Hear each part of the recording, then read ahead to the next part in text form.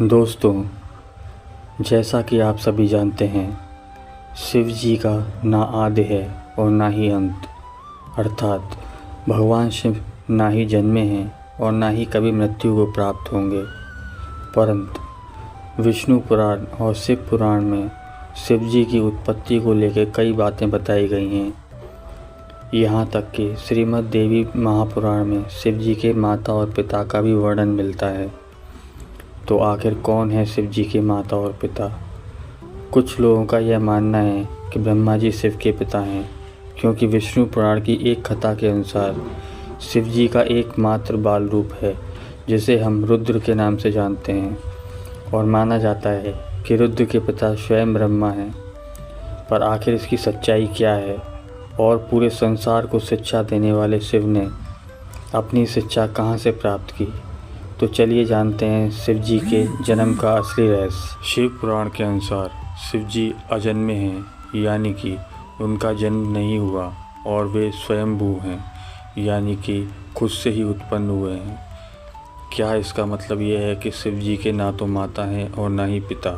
लेकिन विष्णु पुराण में तो कुछ और ही लिखा है, जिसके अनुसार विष्णु जी के नाभि से निकले कमल से ब्रह्मा जी की उत्पत्ति हुई और उनके माथे के तेज से शिव की उत्पत्ति हुई, जिसके कारण शिव जी को ज़्यादातर समय ध्यान मुद्रा में दिखाया जाता है। लेकिन शिव पुराण में तो इसका उल्टा लिखा मिलता है, जिसके अनुसार एक बार जब शिव जी अपने घुटनों को मल रहे थे तो उनके घुटनों के मेल से श्री हरि विष्णु की उत्पत्ति हुई। अब इस मामले में तो दोनों पुराणों में अलग अलग बातें बताई गई हैं, परंतु विष्णु पुराण की एक और कथा के अनुसार ब्रह्मा जी ही शिव जी के पिता हैं।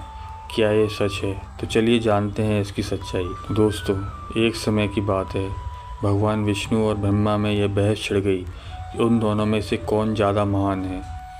ब्रह्मा जी को अपने सृष्टिकर्ता और सृष्टि को रचने का अभिमान था, वहीं विष्णु जी को इस जगत के पालनहार होने का घमंड था। दोनों के बीच की बहस काफ़ी बढ़ गई और तभी दोनों के बीच में एक विशालकाय खंबा आ खड़ा हुआ। उस खंबे के अंदर से आवाज़ आई कि जो भी इस खंबे का आखिरी हिस्सा खोज लेगा वही सर्वश्रेष्ठ होगा। यह सुनकर दोनों ने खंबे का आखिरी छोर खोजने का निर्णय लिया। ब्रह्मा जी ने एक हंस का रूप धारण किया और खंबे का ऊपरी हिस्सा खोजने के लिए उड़ चले। वहीं विष्णु जी ने एक वराह का रूप लिया और खंबे का निचला हिस्सा खोजने को निकल पड़े। हजारों वर्षों तक खोजने के बावजूद दोनों को उसका आखिरी छोर नहीं मिला, जिसके पश्चात वे थक हार कर वापस लौट आए। अंततः खंबे के भीतर से शिव जी प्रकट हुए। यह कथा यह दर्शाती है कि शिव जी का ना तो आदि है और ना ही अंत। लेकिन दोस्तों, क्या आपको पता है, इसी दौरान जब विष्णु जी और ब्रह्मा जी थक हार कर वापस लौटे और जब शिव जी प्रकट हुए, तब उन्होंने दोनों से पूछा कि क्या आपको खंबे का आखिरी छोर मिला? विष्णु जी ने निराशा भरे शब्दों में कहा कि मैं इसका आखिरी हिस्सा खोजने में असफल रहा। परंतु ब्रह्मा जी ने यह झूठ बोला कि वह इसका आखिरी हिस्सा खोजने में सफल रहे। यह बात सुनकर शिव जी काफ़ी क्रोधित हुए और ब्रह्मा जी को श्राप दिया कि आज से पृथ्वी लोक पर तुम्हारी कोई पूजा नहीं करेगा, जिसके कारण आज भी ब्रह्मा जी का ना तो ज़्यादा कोई मंदिर है और ना ही उन्हें पूजा जाता है। अभी हम यह जानते हैं कि क्यों शिव जी को ब्रह्मा जी का पुत्र बताया जाता है। आखिर इसके पीछे की सच्चाई क्या है? तो चलिए अब इस कथा को भी जानते हैं। विष्णु पुराण के अनुसार सृष्टि के प्रारंभिक काल में जब सब कुछ यानी कि पूरा ब्रह्मांड जलमग्न था, न कोई देवता, न दानव और न ही कोई जीव जंतु, तब केवल श्री हरि विष्णु ही क्षीर सागर पर शेष नाग पर विश्राम कर रहे थे और उनकी नाभि से निकले कमल से ब्रह्मा जी की उत्पत्ति हुई। इसके पश्चात ब्रह्मा जी और विष्णु जी इस सृष्टि की उत्पत्ति और रचना को लेकर बातें करने लगे। इसी दौरान शिव जी भी वहाँ प्रकट हुए। जब शिव जी वहाँ प्रकट हुए तब ब्रह्मा जी ने उन्हें पहचानने से इनकार कर दिया, जिससे शिव रूठ गए और वहाँ से चले गए। तब विष्णु जी ने ब्रह्मा जी को दिव्य दृष्टि प्रदान की, जिसके पश्चात ब्रह्मा जी को अपनी गलती का एहसास हुआ। तब ब्रह्मा जी ने शिव जी से माफ़ी मांगी और उनसे यह वरदान मांगा कि वे उनके पुत्र रूप में जन्म लें। शिव जी ने ब्रह्मा जी की प्रार्थना स्वीकार की और उन्हें आशीर्वाद दिया कि वे उनके पुत्र के रूप में जन्म लेंगे। हजारों साल बीत जाने के बाद जब ब्रह्मा जी ने सृष्टि की रचना शुरू की, तब उन्हें एक बच्चे की ज़रूरत पड़ी और तब उन्हें शिव जी का आशीर्वाद याद आया। जिसके बाद ब्रह्मा जी ने कठोर तपस्या की और उनकी तपस्या से प्रसन्न होकर भगवान शिव एक बालक के रूप में उनकी गोद में प्रकट हुए। आपकी जानकारी के लिए बता दूं कि यह भगवान शिव का एकमात्र बाल रूप है। दरअसल जब शिव जी बाल रूप में प्रकट हुए तो काफ़ी ज़्यादा रोने लगे और जब ब्रह्मा जी ने उनके रोने का कारण पूछा तो उन्होंने बड़ी ही मासूमियत से कहा कि वे इसलिए रो रहे हैं क्योंकि उनका कोई नाम नहीं है। तब ब्रह्मा जी ने उन्हें रुद्र नाम दिया, जिसका अर्थ होता है रोने वाला। परंतु इसके बावजूद भी शिव जी शांत नहीं हुए क्योंकि उन्हें यह नाम पसंद नहीं आया।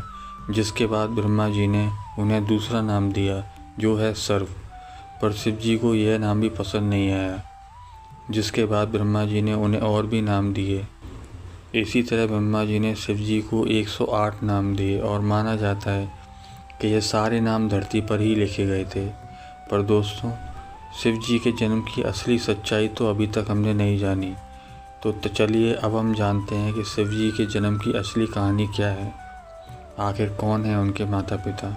श्रीमद् देवी भागवत पुराण में शिव जी के माता पिता और उनके जन्म की बातें बताई गई हैं। यहाँ तक कि इसमें त्रिदेवों यानी कि ब्रह्मा जी और विष्णु जी के जन्म की सच्चाई देखने को मिलती है।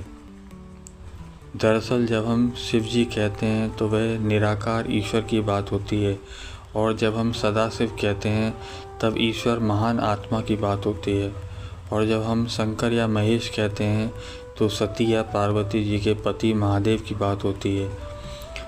बस बहुत से भक्त यह भेद नहीं कर पाते और सभी को समान मानते हैं।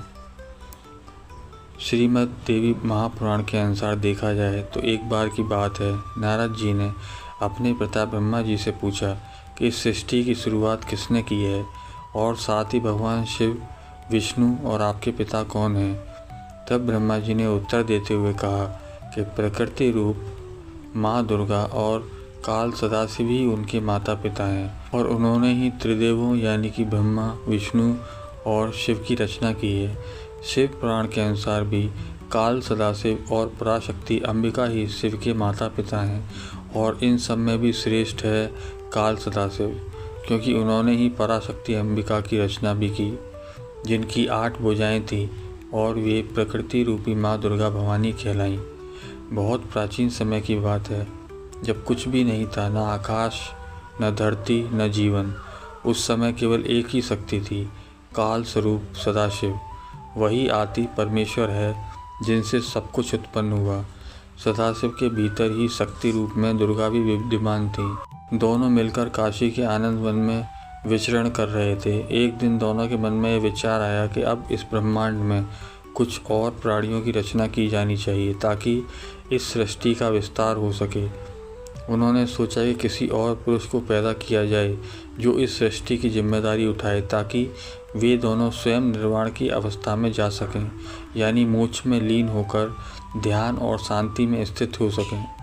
इसी उद्देश्य से सदाशिव ने अपने बाएं अंग से भगवान विष्णु को प्रकट किया।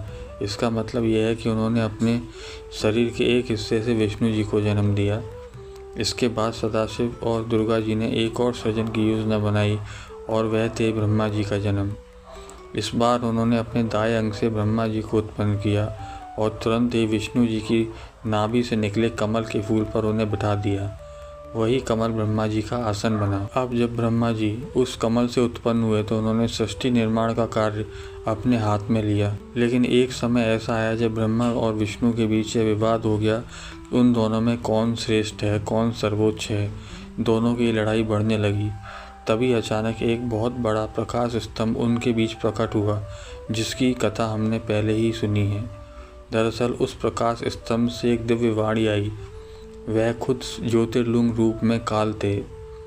उन्होंने ब्रह्मा और विष्णु से कहा, तुम दोनों ने बहुत तपस्या की है और इसी कारण तुमने मुझे 2 विशेष कार्य प्राप्त किए हैं। एक है सृष्टि का कार्य यानी कि जन्म देना, जो ब्रह्मा जी का है, और दूसरा है पालन यानी कि सृष्टि को चलाना, जो विष्णु जी का है।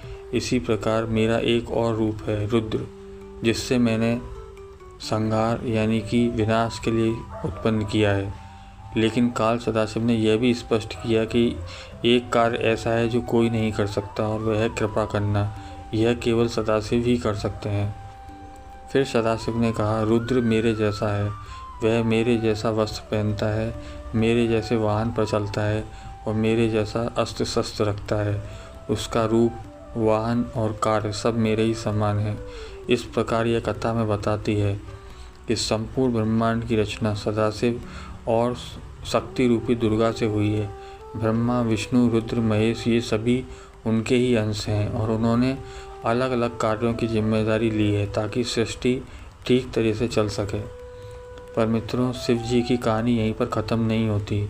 एक और कथा है जिसके अनुसार एक बार कुछ साधु संतों ने भगवान शिव से उनके जन्म के बारे में पूछा।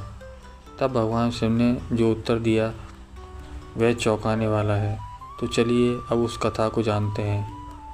एक अन्य पुराण के अनुसार एक बार ऋषि मुनियों में जिज्ञासा जागी कि आखिर भगवान शंकर के पिता कौन हैं। यह सवाल उन्होंने शंकर जी से पूछा। तो महादेव, आपके जन्मदाता कौन है? आपके माता पिता का क्या नाम है? इस प्रश्न का उत्तर देते हुए भगवान शिव जी ने कहा, मुनिवर, मेरे जन्मदाता भगवान ब्रह्मा हैं। मुझे इस सृष्टि का निर्माण करने वाले भगवान ब्रह्मा ने जन्म दिया है। इसके बाद ऋषियों ने एक बार फिर भगवान शंकर से पूछा कि यदि वह आपके पिता हैं तो आपके दादा कौन हुए? तब शिव ने उत्तर देते हुए कहा, इस सृष्टि का पालन करने वाले भगवान श्री हरि अर्थात भगवान विष्णु जी ही मेरे दादाजी हैं। भगवान की इस लीला से अनजान ऋषियों ने फिर से एक और प्रश्न किया, जब आपके पिता ब्रह्मा हैं, दादा विष्णु हैं, तो आपके परदादा कौन हैं? तब शिव ने मुस्कुराते हुए कहा, स्वयं भगवान शिव। इसके बाद ऋषि मुनि समझ गए कि शिव जी से बढ़कर न कोई है न कोई होगा। वैसे दोस्तों, क्या आपको पता है कि भगवान शिव को उनके आभूषण कहाँ से मिले? शिव जी अपने शरीर पर कई आभूषण धारण करते हैं, जैसे कि गंगा, चंद्रमा, वासुकी नाग, त्रिशूल, डमरू, भस्म। आखिर उन्हें यह सब कहाँ से मिला? और क्या है नंदी का रस जो आपको भी हैरान कर देगा। लेकिन इस कथा का तात्पर्य यही है कि शिव जी आदि अनादि हैं, वही अंत हैं और वही शुरुआत हैं। वे सृष्टि के जन्म के पहले भी थे और सृष्टि के विनाश के बाद भी रहेंगे। शिव जो काल से भी परे हैं, जो शमशानवासी हैं, जिन्हें मृत्यु का भय नहीं, जो मोह से भी परे हैं। तो दोस्तों, अगर आपको मेरी ये वीडियो अच्छी लगी हो तो प्लीज़ लाइक करिए और सब्सक्राइब करिए।